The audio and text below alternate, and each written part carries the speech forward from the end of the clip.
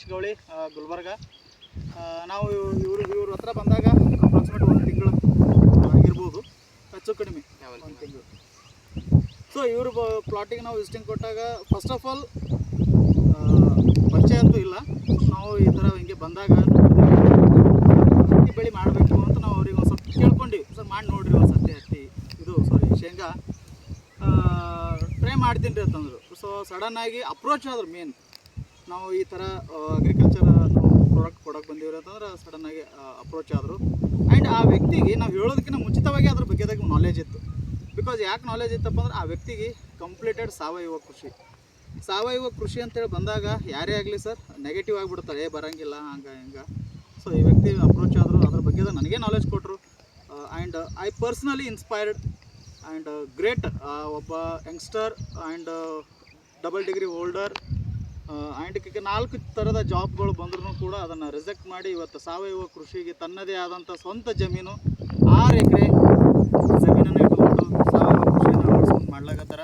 And ವಿವಿಧ ರೀತಿಯಲ್ಲಿ ಬೆಳೆಗಳನ್ನು ಮಾಡ್ಲಾಗತ್ತಾರ. ಆ್ಯಂಡ್ ನನಗೆ ಪರ್ಸ್ನಲಿ ಭಾಳಷ್ಟು ಖುಷಿ ಅದ. And appreciate person and well farmer. ಸದ್ಯಕ್ಕೆ ನನ್ನ ಒಂದು ಫೀಲ್ಡಲ್ಲಿ ಸಾಕಷ್ಟು ಸರ್ತಿ ನಾನು ಬೇರೆ ಬೇರೆ ಗ್ರಾಮಗಳಿಗೆ ಹೋಗಿರ್ತೀನಿ, ಬೇರೆ ಬೇರೆ ಡಿಸ್ಟಿಕ್ಕಿಗೆ ಹೋಗಿದ್ದೀನಿ, ಸ್ಟೇಟ್ಗಳಿಗೆ ಹೋಗಿರ್ತೀನಿ. ಆ್ಯಂಡ್ ನಮ್ಮ ಭಾಗದಾಗ ನಮ್ಮ ಜೊತೆನೇ ಅದಾರ, ನಮ್ಮ ಹತ್ತಿರನೇ ಅದಾರ ಅಂಥೇಳಿ ನನಗಾದರೂ ಖುಷಿ ಅದ. ಆ್ಯಂಡ್ ಅಂಥ ಒಬ್ಬ ವ್ಯಕ್ತಿ ನಮ್ಮ ಜೊತೆ ಅದಾರ, ಅವ್ರ ಜೊತೆ ನಾನು ಮಾತಾಡೋಕ್ಕೆ ನಾನು ಇಷ್ಟಪಡ್ತೀನಿ. ಸರ್ ನಮಸ್ಕಾರ. ಸರ್ ನಮ್ಮ ಪರಿಚಯ? ನನ್ನ ಹೆಸರು ಮಲ್ಲಿನಾಥ್ ಟೇಂಗ್ಳೆ ಅಂತ. ಸೊ ಸಾವಯವ ಬಗ್ಗೆ ಏನು ಅನ್ನಿಸ್ತು ಫಸ್ಟ್ ಅದಕ್ಕೆ ಹೇಳ್ತೀನಿ. ಸಾವಯವ ಮಾಡಿದ್ರೆ ಭಾಳ ಚಲೋ ಅದ್ರಿ. ಸಾವಯವ ಮಾಡಿದವ್ರಿಗೆ ಗೊತ್ತಿರ್ತದ ಅದು ಏನದ ಅಂತೇಳಿ.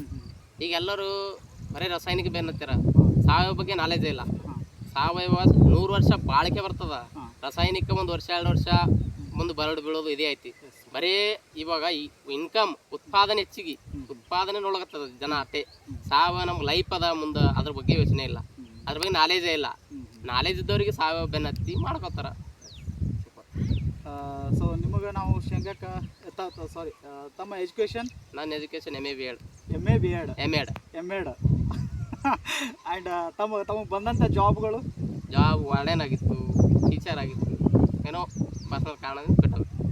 Thank you so much. And ಈಗ ನಾವು ಕೊಟ್ಟಂಥ ಪ್ರಾಡಕ್ಟ್ಸ್ಗಳಲ್ಲಿ ನಿಮಗೆ ಅನಿಸಿರುವಂಥ ವಿಶೇಷತೆಗಳು? ರಿಸಲ್ಟ್ ಅದ ನಮಗೆ.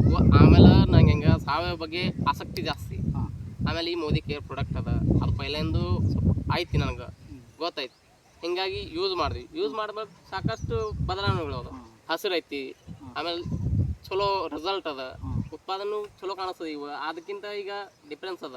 1 ತಿಂಗಳ ಹಿಂದೆ ಬೇರೆನೇ ಇತ್ತು, ಬೇರೆನೇ ಅದ. ಶೇಂಗಾ ಇವತ್ತು ನೋಡ್ಬೋದು.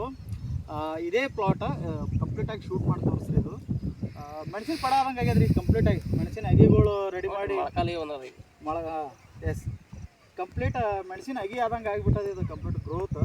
ಆ್ಯಂಡ್ ಅದರ್ವೈಸ್ ಇನ್ನೊಂದು ಸರ್, ನಾವು ಯಾಕೆ ಜನರಿಗೆ ನಾವು ಇದನ್ನು ಎಕ್ಸ್ಪ್ಲನೇಷನ್ ಹೇಳಕ್ಕೆ ಹೋದಾಗ ಅವ್ರು ಪಾಟೆ ಎಣ್ಣೆ ಕೊಡಕ್ಕೆ ಬಂದ್ರೆ ರೋಗ ಎಣ್ಣೆನೇ ತಿಳ್ಕೊಂಡ್ಬಿಡ್ತಾರೆ.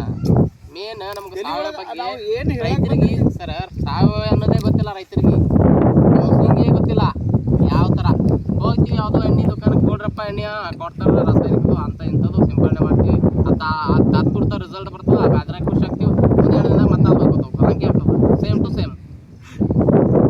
ಸರ್ ಇನ್ನೊಂದು ಸಾವಯವ ಒಂದೇ ಅಂತಲ್ಲ, ಬಟ್ ಈಗಿನ ಜನ್ರೇಷನ್ದಲ್ಲಿ ಒಂದಿಷ್ಟು ಕ್ಲಾರಿಟಿ ಇಷ್ಟಪಡ್ತೀನಿ. ಮೊದಲೇ ಥಾಟ್, ಫಸ್ಟ್ ಆಫ್ ಆಲ್ ಭೂಮಿ ಯಾರ್ದದ ಅನ್ನುವಂಥ ಒಂದು ಪ್ರಶ್ನೆಯನ್ನು ಅವ್ರು ಮಾಡ್ಕೋಬೇಕು. ಸ್ವಂತಂತೂ ಅವ್ರು ಗಳಿಸೋಕೆ ಸಾಧ್ಯ, ಇನ್ಕ್ಲೂಡಿಂಗ್ ಮೀ, ನನಗೆ ಹಿಡ್ಕೊಂಡಾಗ ಹಿರಿಯರ ಆಸ್ತಿ ಯಾಕೆ ಕೊಟ್ಟಿರಪ್ಪ, ಇದು ಫ್ಯೂಚರ್. ಅದು ಇನ್ ಫ್ಯೂಚರ್ ರೀ. ಈಗ ನಾವು ಸಾಕಷ್ಟು ಸರ್ತಿ ಭಾಳ ಅದ್ಭುತ ನಾಲೆಜ್ ಕೊಟ್ಟರು.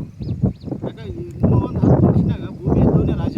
ಹೌದ್ರಿ, ಯೋಚನೆ ಮಾಡಲಾಗಿವಿ ಸರ್. ಇದು 1 ಎಕರೆ ಇದ್ದ ಕೋಟ್ಯಾಧಿಪತಿ ಯೋಚನೆ ಮಾಡಲಾಗಿವಿ ಸರ್. ಈಗಿನ ಜನ್ರೇಷನ್ದವರಿಗೆ ಅಗ್ರಿಕಲ್ಚರ್ ಮಾಡೋದು ನಾಲೆಜೇ ಇಲ್ರಿ, ಗೊತ್ತೇ ಇಲ್ಲ. ಹೊಲ ಬೆಳೆಯಲ್ಲ ಅಂತ ಮಾರೋದು ಬರೀ ಅದೇ. ನೋಡ್ಬೋದು ಇದು ಶೇಂಗಾ ಪ್ಲಾಟ್, ಇಲ್ಲಿ ಎಲ್ಲಾದ್ರೂ ಒಂದು ಸ್ವಲ್ಪ ಕಸ ಅದೇನು ನೋಡ್ರಿ, ಯಾವ ಥರ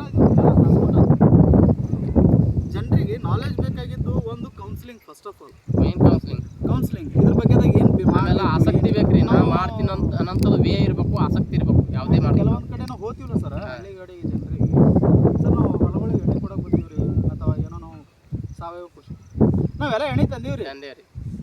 ಅವ್ರು ಏನು ಎಣ್ಣೆ ತಂದಿರ್ತಾರೆ ಅನ್ನೋದೇ ಅವ್ರಿಗೆ ಗೊತ್ತಿಲ್ಲ. ಸಾಕು ಕುಡಿ ಅಂತ ಹೇಳಿರ್ತಾರೆ, ಮೊನಕುಟ ಪಾಸ್ ಅಂತ ಇರ್ತಾರೆ, ರೋಗರ್ ಅಂತ ಹೇಳಿರ್ತಾರೆ, ಲ್ಯಾನ್ಸರ್ಗಳು ಇರ್ತಾವೆ, ರಂಗಿಲ್ಲ ಇತ್ತು, ಸಾಕಷ್ಟು ನಮಾನ ತರ್ತಾರೆ ಪ್ರೋಕ್ಲೇನ್. ಸರ್ ಮೊನ್ನೆ ರೀಸೆಂಟಾಗಿ ಸತ್ಯ ಹೇಳ್ತೀನಿ ನಾನು, ಇದೇ 2 ದಿನದ ಹಿಂದೆ ನನಗೆ ಫೋನ್ ಬಂದವು. ಸರ್ ಹಂಗಂತೀರಿ, ಎಷ್ಟೋ ಜನ ಹುಲ್ಲಿನ ಎಣ್ಣೆ ತಂದು ಹೊಡಿತಾರೆ, ಗೊತ್ತಿಲ್ಲ, ಹೋಗ್ತಾರ ಕೊಡ್ತಾರೆ, ಇದು ಹೊಡ್ರಿಯಪ್ಪ ಅಂತ ವಿಷಯನ ಕಟ್ಟ ಹುಲ್ಲಿನ ಎಣ್ಣೆ ಹೊಡಿತಾರೆ, ಮ್ಯಾಗ ಇಲ್ಲಪ್ಪ ನಿಮ್ಗೆ ಗೊತ್ತಾಗಿಲ್ಲೇನೋ, ಅದೆಲ್ಲ ಅದು ಬೇರೆ ಕೊಟ್ಟಿನಿ, ಅದು ಹೊಡ್ತೀನಿ, ಅವ್ರಿಗೆ ಗೊತ್ತಾ? ಕ್ಲಿಯರ್ ಆಗಿ ಅರ್ಥ ಮಾಡ್ಕೊಂಡ್ರೆ ಸಾವಯವ ಯಾರೆಲ್ಲ ಸ್ಪೆಷಲಿ ನಿಮ್ಗೆ ಏನೇ ಡೌಟ್ ಇತ್ತಪ್ಪ ಅಂದ್ರೆ ಸಾಕಷ್ಟು ಜನ ಎಕ್ಸ್ಪರ್ಟ್ಸ್ ಅದಾರ ಸರ್, ಸಾವಯವ ಬಗ್ಗೆ ಅದ ಎಕ್ಸ್ಪರ್ಟ್ಸ್ ಅದಾರ. ನಿಮ್ಗೆ ಡೌಟ್ ಇತ್ತಾ ಯೂನಿವರ್ಸಿಟಿಗೆ ಹೋಗಿ, ಅಗ್ರಿಕಲ್ಚರ್ ಯೂನಿವರ್ಸಿಟಿಗೆ ಹೋಗಿ, ಮೋಸಕ್ಕೆ ಒಳಗಾಗ್ಬೇಡ್ರಿ, ದಯಮಾಡಿ ಹೇಳ್ತೀನಿ ನಾನು, ಮೋಸಕ್ಕೆ ಒಳಗಾಗ್ಬೇಡ್ರಿ. ಎಷ್ಟು ಮಟ್ಟಿಗೆ ನೀವು ಪೂರಾ 10 ಎಕರೆ ಅದ 5 ಎಕರೆ ಅದ ಮಾಡಬೇಡ್ರಿ, ಪೂರಾ ಮಾಡಬೇಡ್ರಿ. 1 ವರ್ಷ 1 ಎಕರೆ, 1 ವರ್ಷಕ್ಕೆ 1 ಎಕರೆ ಕಡಿಮೆ ಮಾಡ್ಕೊತ ಬರ್ರಿ. ಎಷ್ಟರ ಮಟ್ಟಿಗೆ ನೀವು ಸಾವಯವ ಮಾಡ್ಕೊತ ಬರ್ತೀರಿ ಅಷ್ಟೊಂದು ಭೂಮಿ ಸದೃಢ ಆಗ್ತದೆ ಅಷ್ಟೇ. ಸಾಕಷ್ಟು ಜನ ಎಕ್ಸ್ಪರ್ಟ್ಸ್ ಏನೇ ಡೌಟ್ಸ್ 24 ಗಂಟೆ ಎನಿ ಟೈಮ್ ಫೋನ್ ಮಾಡಿರಿ ಸರ್, ಇರ್ತೀವಿ. ಆ್ಯಂಡ್ ಸಾಕಷ್ಟು ಹಳ್ಳಿ ಒಳಗೆ ಅಪ್ರಾಕ್ಸಿಮೇಟ್ ಒಂದು 4 ಜನ ಆದ್ರೆ ಸಾವಯವ ಮಾಡೋರು ಇದ್ದೇ ಇರ್ತಾರೆ ಸರ್, ಇರ್ತಾರೆ, ಕಂಪಲ್ಸರಿ ಇರ್ತಾರೆ. ಆ 4 ಜನ 400 ಮಂದಿ ಮಾತು ಕೇಳಲ್ಲ ಸರ್. ಅವರು ಕೇಳಲ್ರಿ, ಅವ್ರದ್ದು ಅವರೇ ಮಾಡ್ತಿರ್ತಾರ. 400 ಜನ ಕೇಳಲ್ರಿ. ಬಟ್ ಅದೇ ಒಂದು ಹಳ್ಳಿ ಒಳಗೆ ಅವ್ರು ಹೇಳಿದ್ರೆ ಭೀ ರೈತರು ಕೇಳಲ್ರಿ, ಕೇಳಲ್ಲ ಸರ್. ಇನ್ ಕೇಸ್ ಅದೇ ಹಳ್ಳಿ ಒಳಗೆ 400 ಜನ ಸಾವಯವ ಕೃಷಿ ಮಾಡುವಂಥ ರೈತರು ಇದ್ರಪ್ಪ ಅಂತಂದ್ರೆ ಸರ್ 40 ಹಳ್ಳಿ ಚೇಂಜ್ ಮಾಡ್ಬೋದು. ಹೌದು, ಸೊ ಓಪನ್ ಸರ್, ನಾನು ಸತ್ಯವಾಗಲೂ ಹೇಳ್ತೀನಿ, ಒಂದು ಹಳ್ಳಿ ಒಳಗೆ ಒಂದು 400 ಜನ ರೈತರು ಸಾವಯವವನ್ನು ಅಳವಡಿಸ್ಕೊಂಡು ಇವತ್ತು ನನ್ನದೇ ಪ್ರಾಡಕ್ಟ್